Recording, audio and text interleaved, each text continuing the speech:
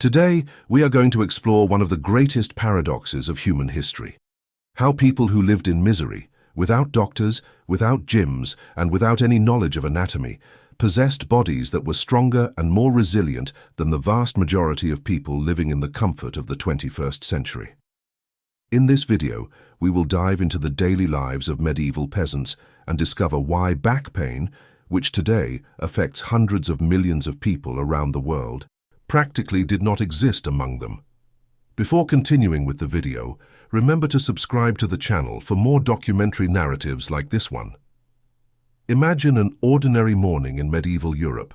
The sky is still dark, tinged only by a pale streak on the eastern horizon. The air is cold, biting, and the silence of the dawn is broken only by the distant crowing of a rooster. Inside a house with wattle and daub walls and a thatched roof, a figure rises from a thin sack of straw spread over the packed earth floor. There is no spring mattress, no foam pillow, no alarm clock. This man's body obeys a different clock, the same one that governs the rising and setting of the sun. He is a peasant, one of the millions of human beings who, between the 9th and 15th centuries, formed the overwhelming majority of the European population. Historical estimates indicate that peasants represented between 80 and 90% of all people living on the continent during this period. They were the invisible foundation upon which the entire feudal structure rested. They fed the nobles, supplied the monasteries, built the roads, and kept the gears of medieval civilization running. And they did all this with their own hands, with their own backs, with their own bodies. This man who has just risen from the floor does not know it.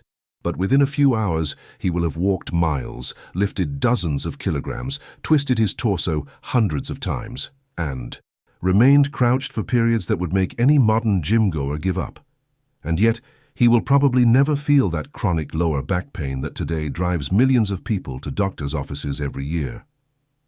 The question guiding us in this investigation is seemingly simple, but its implications are profound. Why did this man, who lived in conditions we would consider miserable, have such an extraordinarily functional body? And why have we, with all our knowledge, our technology, and our comfort, lost something so fundamental? To begin to answer, we first need to understand what this peasant's day was like from the moment he opened his eyes. The journey began even before dawn. There was no public transportation. There were no wagons available for everyone. There were no horses for the common man. The horse was a high-value asset, reserved for war, for the transportation of nobles, or at most, to pull the heavy plough in the lord's fields. For the common peasant, the only means of locomotion was the oldest and most elementary of all, his own feet. And so, before starting any work, he already needed to walk. The distance between his house and the strips of land he cultivated could vary, but it was common to travel several kilometers just to reach the workplace. The terrain was not paved, it was not flat, it was not predictable. They were dirt trails that wound through hills, crossed streams, and skirted forests. Each step required the body to make a series of automatic adjustments that went far beyond the simple act of putting one foot in front of the other. When walking on irregular terrain, the human body activates a complex network of stabilizing muscles. The ankles flex and adapt to every irregularity in the ground. The knees absorb the impact of small descents and ascents. The hips move in multiple planes to maintain balance. And the deep musculature of the torso, what modern specialists call the core, works constantly to keep the spine stable. This daily walk, therefore, functioned as a kind of complete warm-up, preparing all muscle groups for the heavy work that would follow. It was a warm-up that no personal trainer needed to prescribe, because geography itself imposed it. And there was also a detail that made this walk even more significant from a biomechanical point of view. Most of the time, the peasant walked barefoot, or with extremely simple footwear. Medieval shoes for the lower classes, when they existed, were rudimentary pieces of soft leather, without heels, without cushioning, without arch support. They were little more than protection against sharp stones and thorns. This lack of sophisticated footwear, which at first glance seems like a disadvantage, had a remarkable physiological consequence. When the human foot comes into direct contact with the ground, or with footwear that offers minimal interference, it functions exactly as it was designed to over millions of years of evolution. The toes spread with each step, gripping the ground to provide stability. The intrinsic muscles of the foot, more than 20 small muscles that normally atrophy inside modern footwear, are constantly activated. The plantar fascia stretches and contracts rhythmically, and most importantly, the nerve endings in the sole of the foot send a constant flood of information to the brain about the texture, slope, and firmness of the terrain. This sensory feedback allows the central nervous system to make postural micro-adjustments in real time, keeping the entire body dynamically aligned. Compare this with what happens inside a modern shoe. Most conventional footwear has some degree of heel elevation that projects the body weight forward, altering the angle of the pelvis and overloading the lower back. The foot, confined within a rigid structure, cannot spread, cannot grip, cannot feel.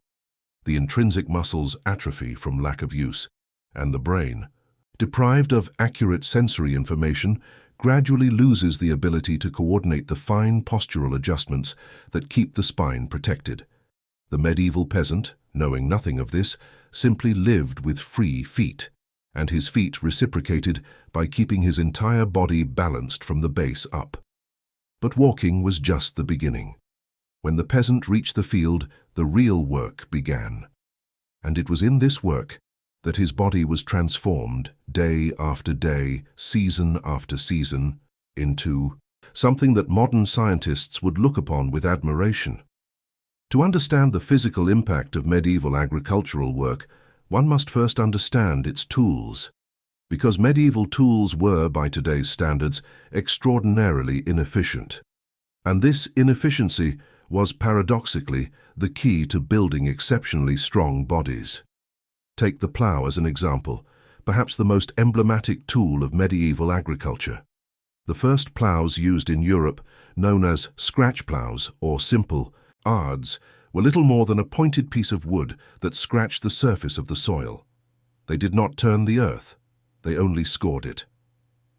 For this rudimentary plough to penetrate the soil to a minimally sufficient depth, the operator needed to apply considerable downward force using his own body weight.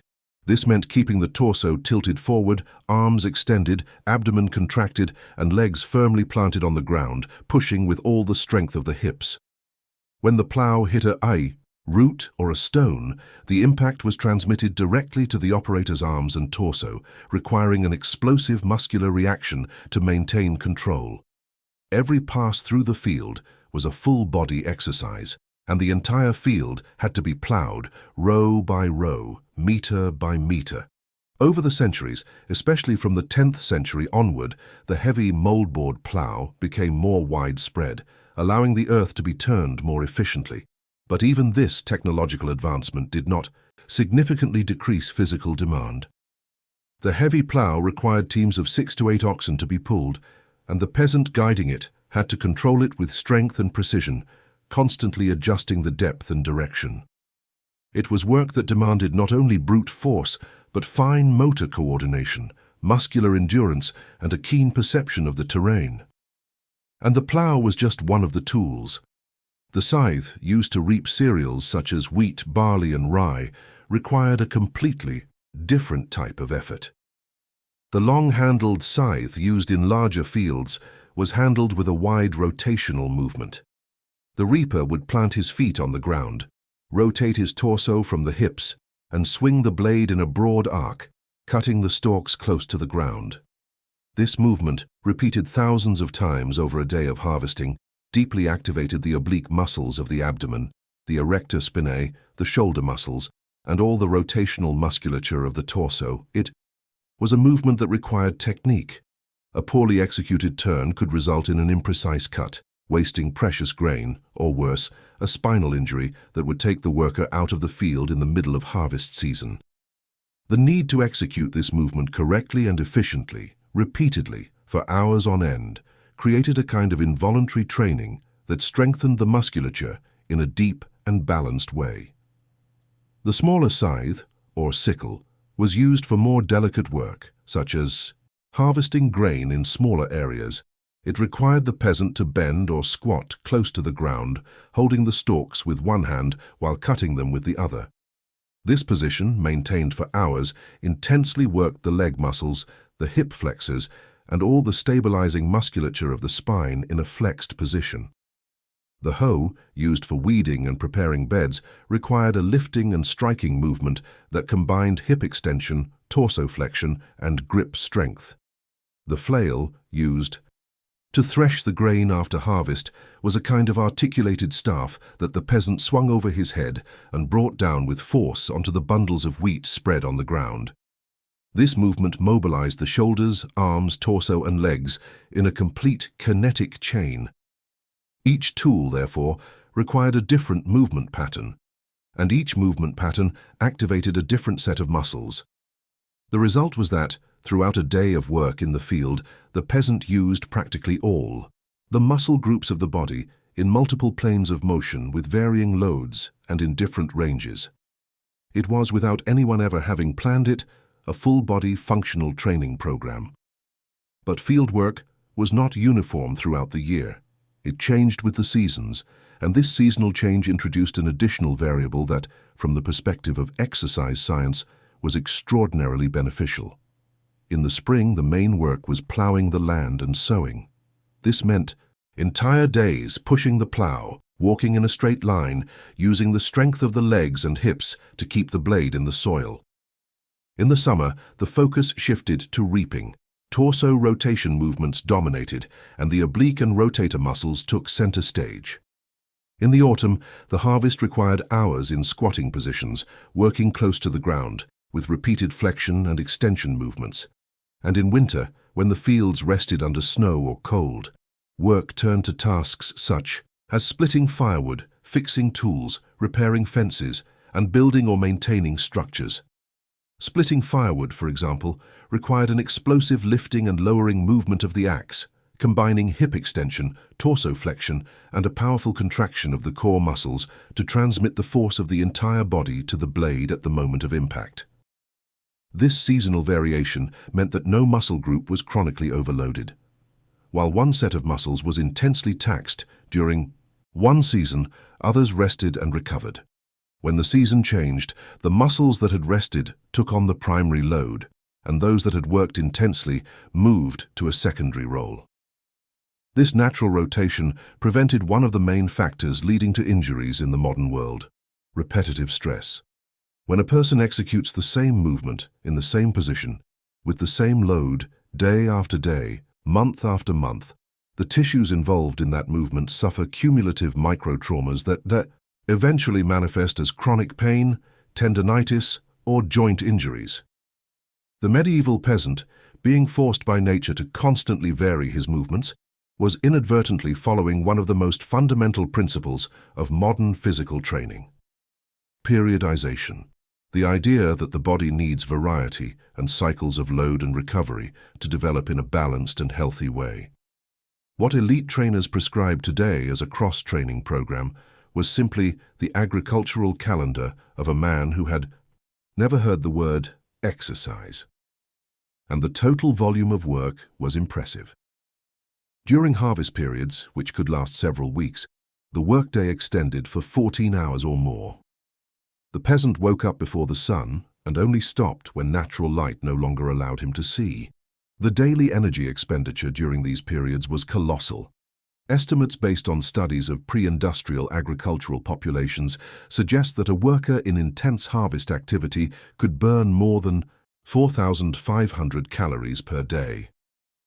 To give a dimension to this figure, it is the same level of energy expenditure observed in professional athletes during high-level competitions. The difference is that the athlete trains and competes in planned cycles with periods of rest, recovery, and adequate nutritional support.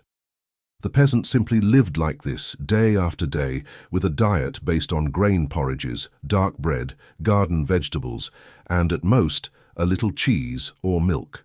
The physiological result of this routine was the construction of a very specific type of strength. It was not the bulky and specialized strength of a modern bodybuilder, nor the explosive strength of a sprinter. It was what sports scientists call functional strength, the ability to generate and sustain effort in multiple directions for long periods, using the body as an integrated unit.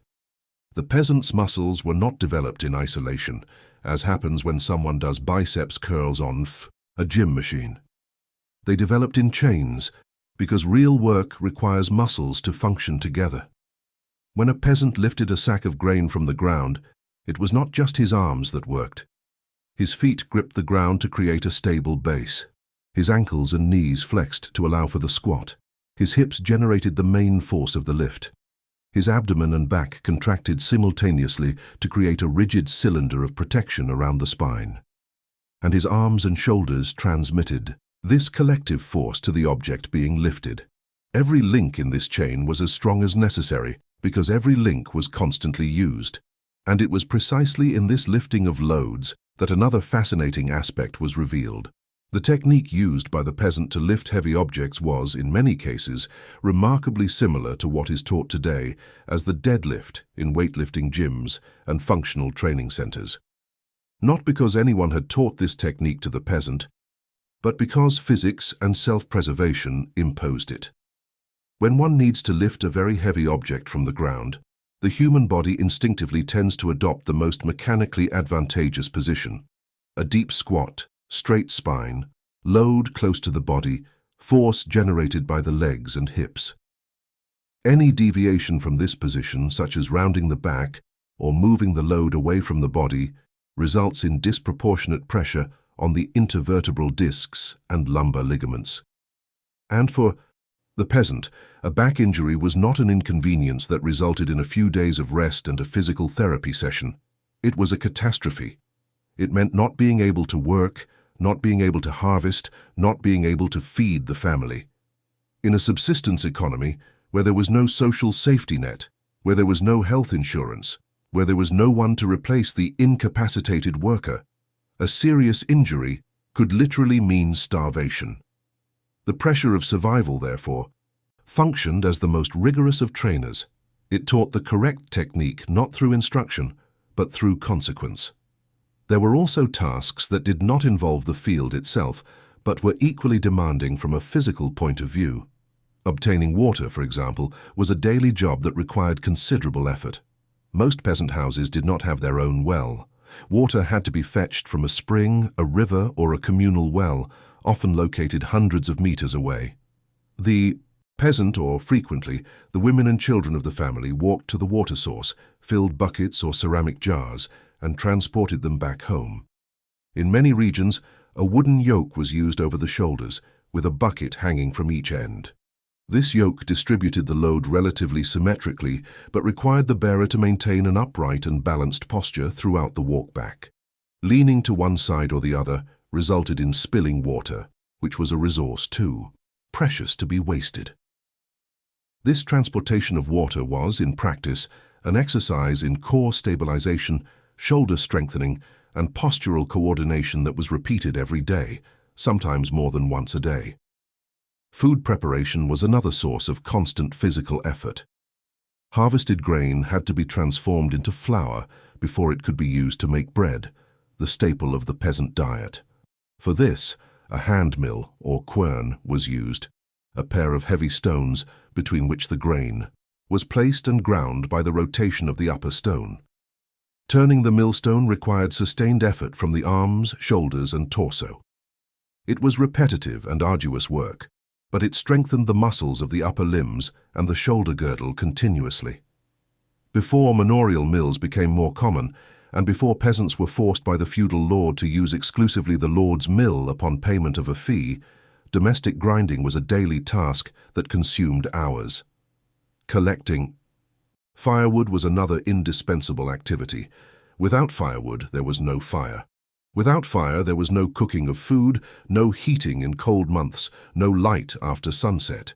The peasant or members of his family had to walk to forested areas, collect branches, twigs, and, when permitted by the feudal lord, cut logs. The wood was then transported back home, often carried in arms, on backs, or in tied bundles balanced on shoulders. After being transported, the thicker wood needed to be split with an axe. This act of splitting wood, so simple in appearance, was actually an explosive exercise of enormous biomechanical complexity. The movement began with lifting the axe above the head, requiring full extension of the arms and shoulders. Then, the torso flexed forward with speed and power, transmitting the energy accumulated in the shoulders and core to the axe blade. The hips extended, the legs braced, and the abdominals contracted violently to stabilize the spine at the instant of impact. It was a movement that recruited practically every muscle in the body in a fraction of a second, repeated dozens or hundreds of times until the necessary firewood was ready. And besides all these activities that required effort and movement, there was something equally revealing in the life of the medieval peasant, the way he rested.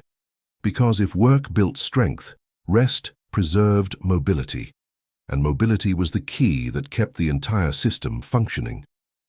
In the Yafai, medieval peasant's house, furniture was extremely scarce.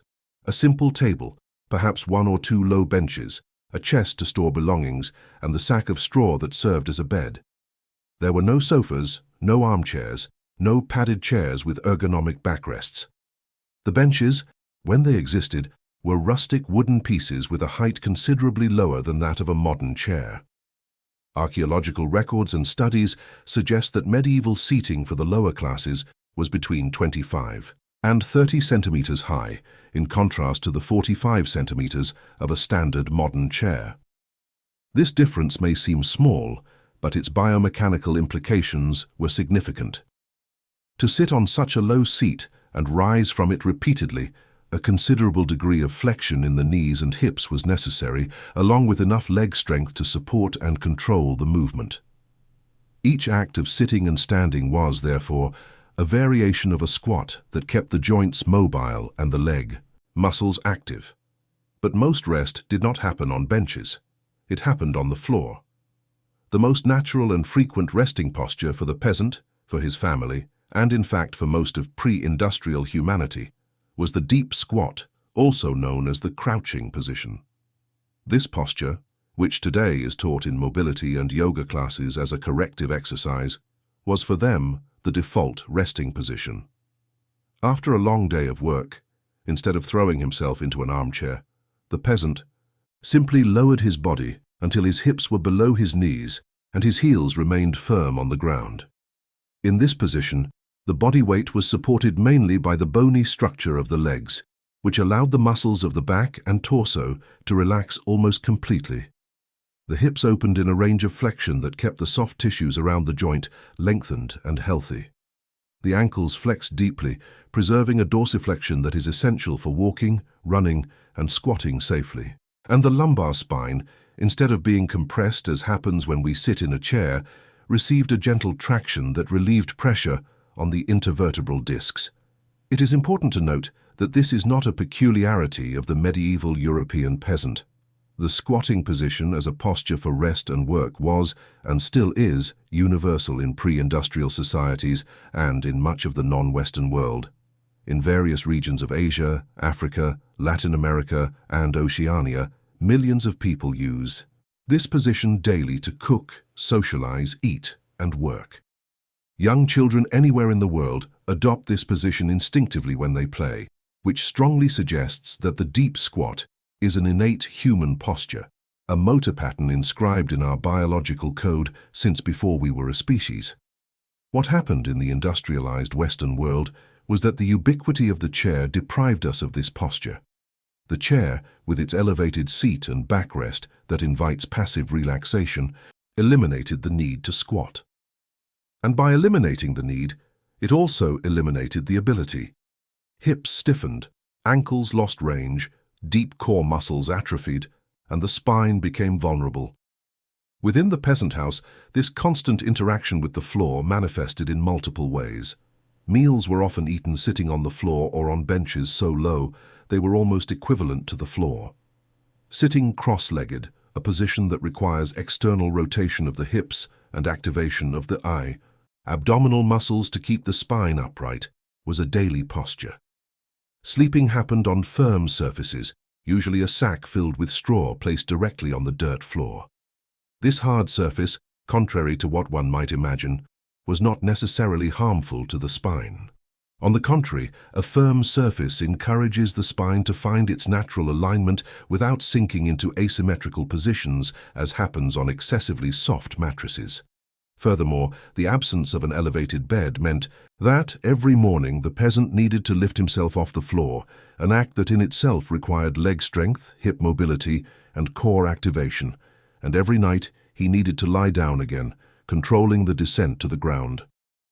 These movements, seemingly trivial, constituted a daily functional training that kept the body prepared for the demands of life. Peasant women deserve a chapter of their own in this history of physical resilience. In addition to participating in agricultural activities, especially during the critical periods of planting and harvesting, they were responsible for a series of domestic tasks that required constant physical effort. The spinning of wool and linen was one of the most important. Using hand spindles and later spinning wheels, women produced the yarn that would be transformed into fabric for the family's clothes. This work required fine motor coordination, endurance in the arms and fingers, and hours of concentrated attention. Weaving was another task that demanded physical effort, involving the repetitive handling of the loom and the maintenance of proper posture for long periods. Washing clothes, done by hand in rivers or basins, was grueling work that involved scrubbing, wringing, and carrying soaked fabrics. And the care of domestic animals, from feeding chickens and pigs to milking cows, added more layers of physical effort to an already work-filled day. Historical records tell us that Carolingian legislation from the time of Charlemagne detailed expectations regarding female labor on feudal estates. Women were to produce linen, wool, dyes, and other materials. This work was not optional. It was a formal obligation. And to fulfill it, women needed bodies as resilient as those of the men. There was also another relevant aspect: the social component of work. The feudal system organized many agricultural activities cooperatively. Ploughing, harvesting, and threshing were often performed in groups, with families working side by side. This communal nature meant that movements happened in a social context, with work songs and a collective rhythm that varied throughout the day. Harvest festivals involved dances and celebrations that were in themselves intensely physical and required cardiovascular endurance and leg strength. And so, piece by piece, the picture is completed. The daily walk over irregular terrain, with free feet and without, restrictive footwear, built strong feet, mobile ankles, and a solid postural base. Working with rudimentary tools which demanded the entire body, sculpted a functional, balanced, and integrated musculature. The seasonal variation of agricultural activities created a natural periodization that prevented repetitive strain injuries and developed all muscle groups. Resting in squatting positions and on the floor maintained the mobility of the hips, ankles, and lumbar spine. Domestic life, with its low furniture and firm surfaces, reinforced these same movement patterns. And the total absence of modern comfort, the absence of ergonomic chairs, foam mattresses, cushioned shoes, and motorized vehicles, forced the body to remain active, strong, and flexible as a basic condition of existence. The result of all this was something we can call a natural muscular armor. Not a metal armor like that of knights, but an armor of living tissue that surrounded the spine and protected it from the inside out. The deep muscles of the abdomen, the layers of back muscles, the obliques, the multifidus, the erector spinae, the diaphragm, and the pelvic floor muscles formed a cylinder of protection around the vertebrae. When these muscles are strong and function in harmony, they stabilize the spine so effectively that the intervertebral discs, ligaments, and facet joints are not subjected to excessive stress. The spine can move freely in all directions, flex, extend, and rotate without any individual structure being overloaded. This armor was not built with sets of crunches on a gym mat. It was built by life. Every time the peasant pushed the plow, the deep muscles activated to stabilize the spine against the resistance force of the soil. Every time he swung the scythe, the obliques and rotators contracted to control the torsion. Every time he lifted a sack of grain, all the musculature of the torso coordinated to protect the vertebrae.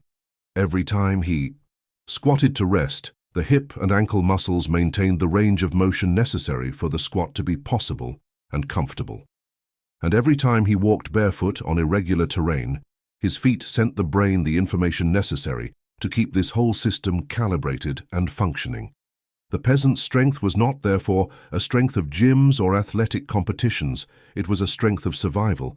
It was a strength that had no beautiful shape, that did not appear in defined and bulky muscles, but that sustained a body capable of working for 14 hours under the sun, of carrying heavy loads for miles on rugged terrain, of squatting and standing hundreds of times a day, and of doing all this day after day, year after year, decade after decade, without developing the chronic pains that today affect the majority of the adult population in industrialized countries.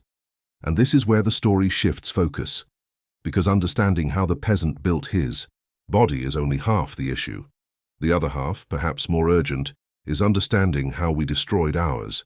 The Industrial Revolution, which began in the second half of the 18th century and accelerated in the 19th century, radically transformed the human relationship with movement. Factories replaced fields, machines replaced hand tools, workers who previously moved freely outdoors in an infinite variety of postures and movements began to stand still in front of machines, repeating the same gesture in the same position for 10, 12, or 14 hours a day. The chair, which for the medieval peasant was a rare and almost unnecessary object, became ubiquitous.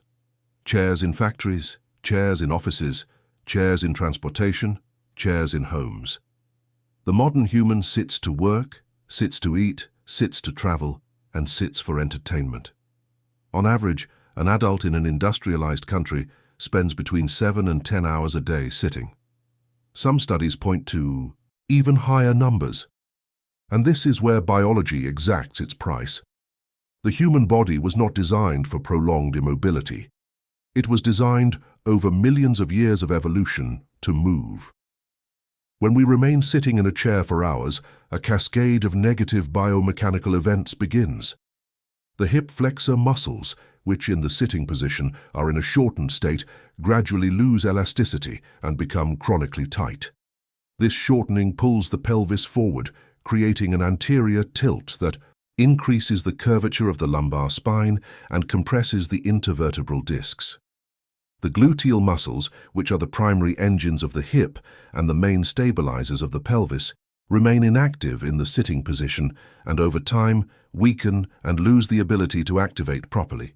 This phenomenon, which physical therapists sometimes call gluteal amnesia, means that when a person finally stands up and tries to walk, squat, or lift something, the glutes do not do their job, and the lumbar spine is forced to compensate, absorbing loads for which it was not designed.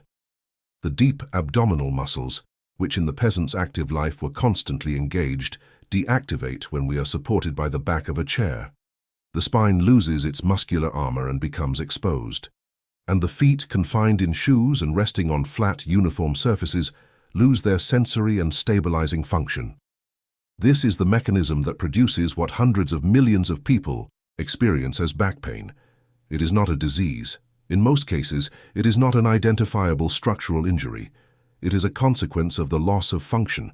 It is the result of a body that was designed to move in all directions, in all ranges, over all terrains, and that was confined to a fixed position, in a chair, in a shoe, in an office, in a car.